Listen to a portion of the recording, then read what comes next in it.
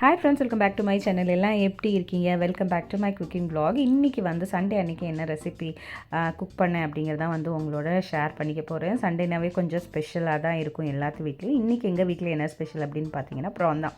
So நான் வந்து PRAN recipe வந்து அடிக்கடி கொஞ்சம் நிறைய ஷேர் பண்ணுறது உண்டு வீடியோஸில். ஏன் அப்படின்னு கேட்டிங்கன்னா என்னோட பையனுக்கு வந்து ப்ரான்ஸ் வந்து ரொம்ப பிடிக்கும். அவன் மட்டன் சாப்பிட்றதில்ல, சிக்கனும் சாப்பிட்றதில்ல. ஸோ இந்த ப்ரான் மட்டும் கொஞ்சம் விரும்பி சாப்பிட்றதுனால அடிக்கடி ப்ரான் மட்டும் கொஞ்சம் வாங்கி சமைக்கிறது உண்டு. ஸோ அதை இன்றைக்கி எப்படி சமைச்சேன் அப்படின்னு உங்களோட ஷேர் பண்ணிக்க போகிறேன். வாங்க இது எப்படி பண்ணுறது அப்படின்னு பார்ப்போம். இது உங்கள் ஆஷா ஃப்ரம் எங்கள் நனிமா சமையல். ஸோ இங்கே வந்து பார்த்தீங்கன்னா ஒரு மண் சட்டி வச்சுட்டு தேவையான அளவு எண்ணெய் சேர்த்துக்கிறேன். எண்ணெய் நல்லா காஞ்சதுக்கப்புறமா கொஞ்சமாக சோம்பு போட்டு தாளிச்சிக்கலாம்.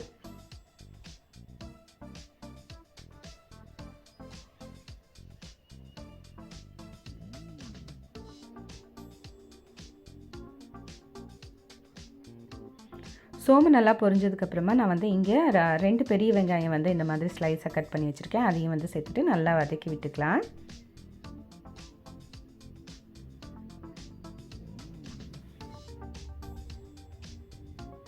ஸோ மண் சட்டி வந்து யூஸ்வலி யூஸ் பண்ணிவிட்டு நம்ம சும்மா கழுவி அப்படியே எடுத்து வச்சுருவோம். பட் நெக்ஸ்ட் டைம் யூஸ் பண்ணுறப்போ வந்து பார்த்திங்கன்னா அதில் எண்ணெய் வாடை அடிக்கும், கொஞ்சம் சிக்கு வாடை மாதிரி அடிக்கும் இல்லையா. ஸோ அதை வந்து நம்ம எப்படி போக்கலாம் அப்படின்னு பார்த்திங்கன்னா கொஞ்சமாக சுடு தண்ணி வச்சுட்டு ஃபஸ்ட்டு 1 டைம் அதை வந்து அந்த தண்ணி வந்து நல்லா கொதிக்க வச்சு அந்த தண்ணியை டிஸ்கார்ட் பண்ணிவிட்டு அதுக்கப்புறம் நம்ம ரெகுலராக சமைக்கிற மாதிரி சமைச்சு எடுத்தோம்னா வந்து அந்த பழைய எண்ணெய் வாசம், அந்த சிக்கு வாசம்னு சொல்லுவாங்கள்ல, அது வராது. கண்டிப்பாக ட்ரை பண்ணி பாருங்கள். ஸோ இப்போ வெங்காயம் நல்லா வதங்கினதுக்கப்புறமா ஒரு 2 தக்காளி வந்து கட் பண்ணி வச்சுருக்கேன். அதையும் இது கூட சேர்த்துட்டு கொஞ்சமாக இஞ்சி பூண்டையும் சேர்த்துக்கிறேன்.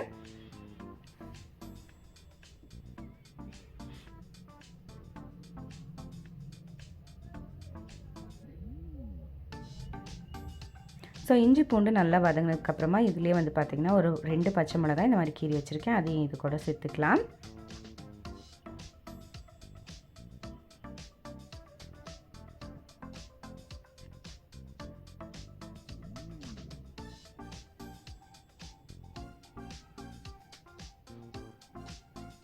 ஸோ காரத்துக்கு தகுந்த அளவு மிளகாத்தூள் சேர்த்துக்கிறேன்.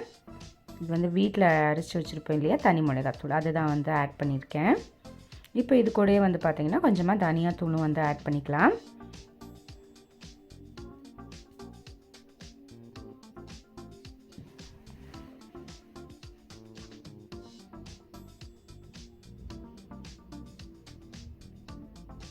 ஸோ இது கூடயே கொஞ்சமாக மஞ்சள் சேர்த்துட்டு இதை வந்து நல்லா வதக்கி விட்டுக்கலாம். ஸோ இதெல்லாம் நல்லா வதங்கி இதோட பச்சை வாசனையெல்லாம் போனதுக்கப்புறமா நம்ம சுத்தமாக கழுவி வச்சுருக்க ப்ரான்ஸ் வந்து இது கூட சேர்த்துக்கலாம். ப்ரான் வந்து கழுவுறது எப்படி அப்படின்னு பார்த்தீங்கன்னா கொஞ்சமாக தயிர், மஞ்சத்தூள், உப்பு 3 சேர்த்து ஒரு 10 நிமிஷம் நல்லா ஊற வச்சுட்டு அதுக்கப்புறம் நம்ம நல்லா வாஷ் பண்ணி எடுத்து வச்சுருக்கேன். அதையும் இங்கே சேர்த்துட்டு நல்லா வந்து பிரட்டி விட்டுடலாம்.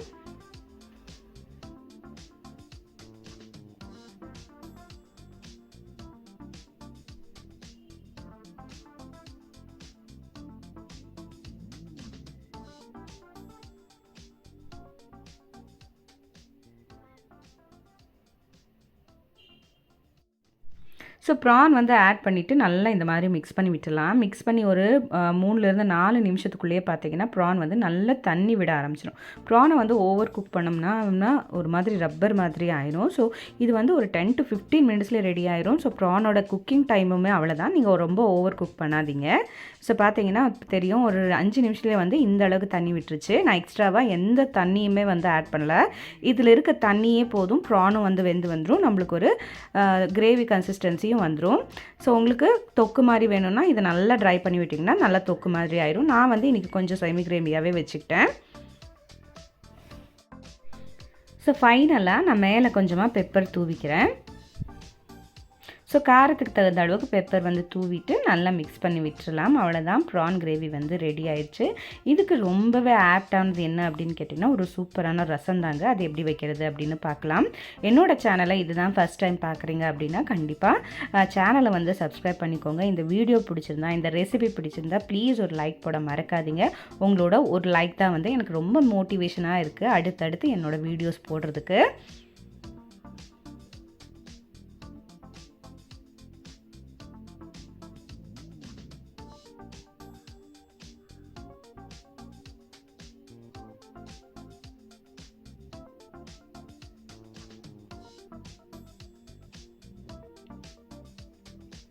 ஸோ அவ்வளோதான், நம்மளோட ரெசிபி வந்து ரெடி ஆயிடுச்சு. இதை வந்து மூடி போட்டு சைடில் வச்சிடலாம்.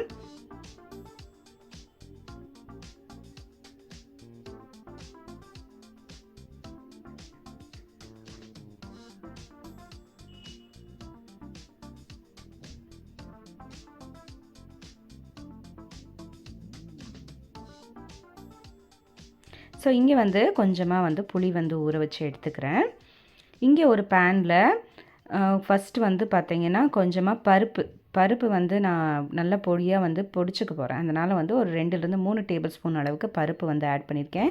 இது கூடவே வந்து பார்த்திங்கன்னா மிளகு, ஜீரகம், தனியா, வரமிளகா அதெல்லாம் சேர்த்துட்டும் வந்து நம்ம இதெல்லாம் நல்லா வந்து சிம்லேயே வச்சுட்டு நல்லா ரோஸ்ட் பண்ணி எடுத்துக்கலாம். ஸோ எந்த காரணத்துக்கும் கருவிடக்கூடாது, கருவினா வந்து டேஸ்ட்டே மாறிடும். ஃபஸ்ட் வந்து ஒரு 3 ஸ்பூன் அளவுக்கு பருப்பு சேர்த்துட்டு அது மட்டும் கொஞ்சம் நல்லா ரோஸ்ட் பண்ணி எடுத்துக்கிட்டேன். அதுக்கப்புறமா வந்து அடுத்தடுத்த பொருளையும் வந்து சேர்த்துக்கிட்டேன். ஜீரகம், மிளகு, அதுக்கப்புறம் பார்த்திங்கன்னா வரமிளகா, அதுக்கப்புறம் பார்த்திங்கன்னா கொஞ்சமாக தனியா.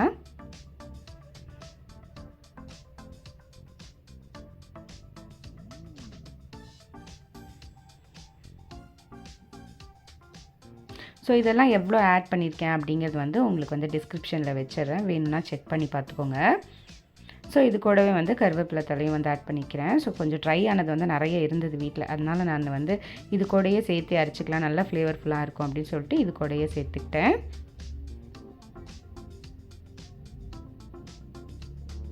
இது கூடவே வந்து பார்த்திங்கன்னா கொஞ்சமாக தேங்காயும் சேர்த்துக்கலாம், கொஞ்சமாக பூண்டு, அதுக்கப்புறம் வந்து தேங்காயும் சேர்த்துக்கிறேன். தேங்காய் எந்த மாதிரி அப்படின்னு சொன்னால் காஞ்ச தேங்காய் இருக்கும் இல்லையா, கொப்பரை அப்படின்னு சொல்லுவாங்க இல்லையா, அது வந்து ஆட் பண்ணிக்கிறேன்.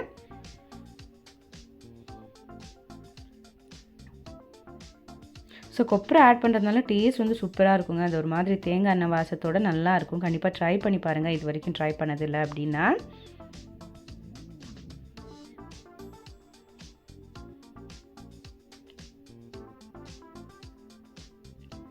ஸோ இதெல்லாம் நல்லா ட்ரை ரோஸ்ட் ஆயிடுச்சு. ஸோ நான் அந்த பக்கம் வந்து சாப்பாடும் வந்து வச்சுட்டேன் குக்கரில்.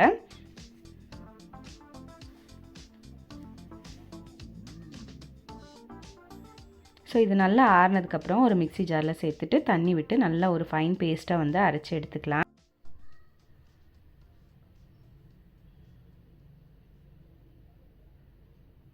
ஸோ இது வந்து நல்லா அரைச்சி எடுத்துகிட்டு வந்துட்டேன். இப்போ இங்கே வந்து அதே பேன் வச்சுருக்கேன். பேன் வந்து நல்லா சூடானதுக்கப்புறம் கொஞ்சமாக எண்ணெய் சேர்த்துட்டு கடுகு, உளுந்தம்பருப்பு, கருவேப்பிலை போட்டு தாளிச்சிக்கலாம்.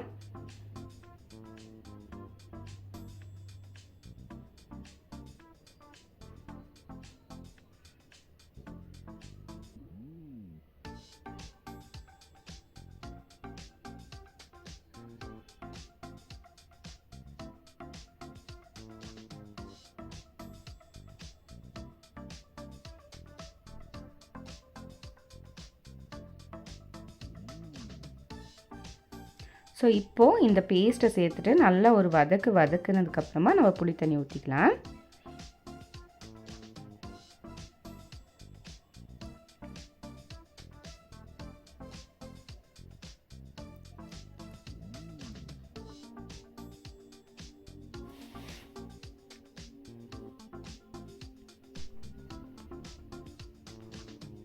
இந்த ஸ்டேஜில் நம்ம ஏற்கனவே புளி வந்து ஊற வச்சு வச்சுருந்தோம் இல்லையா, அதை நல்லா கரைச்சிட்டு இது கூட சேர்த்துக்கிறேன்.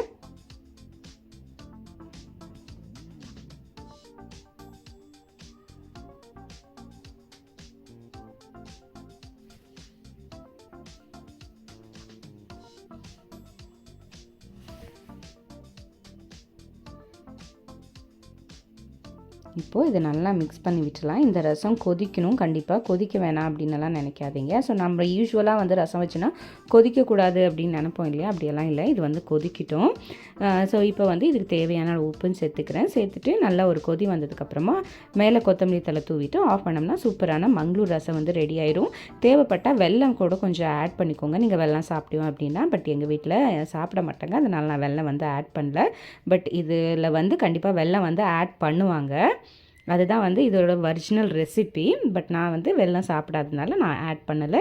உங்களுக்கு தேவைப்பட்டால் நீங்கள் வெல்லம், அதுக்கப்புறம் கொஞ்சமாக பெருங்காயம், இது ரெண்டும் ஆட் பண்ணிங்கன்னா சூப்பரான ரசம் வந்து ரெடி ஆயிரும். ஃபைனலாக இதுக்கு மேலே நான் கொஞ்சமாக வந்து கொத்தமல்லி தழை வந்து ஆட் பண்ணிக்கிறேன்.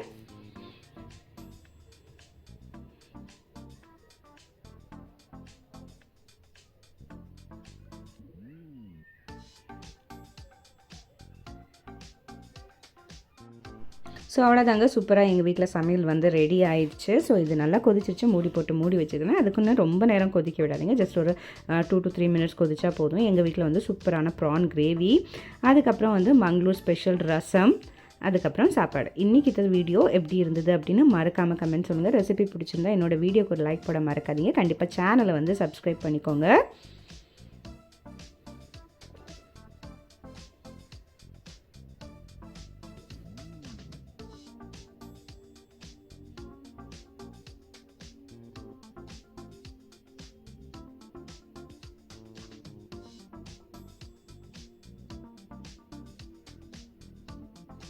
ஸோ அவ்வளோதான், நாங்கள் வந்து சாப்பிட போகிறோம்.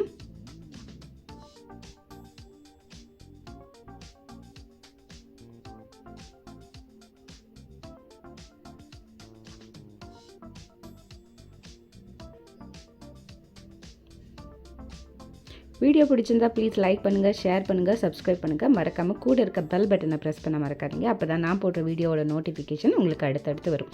Meet in the next interesting video. Until then, bye from Asha and thanks for watching. Bye.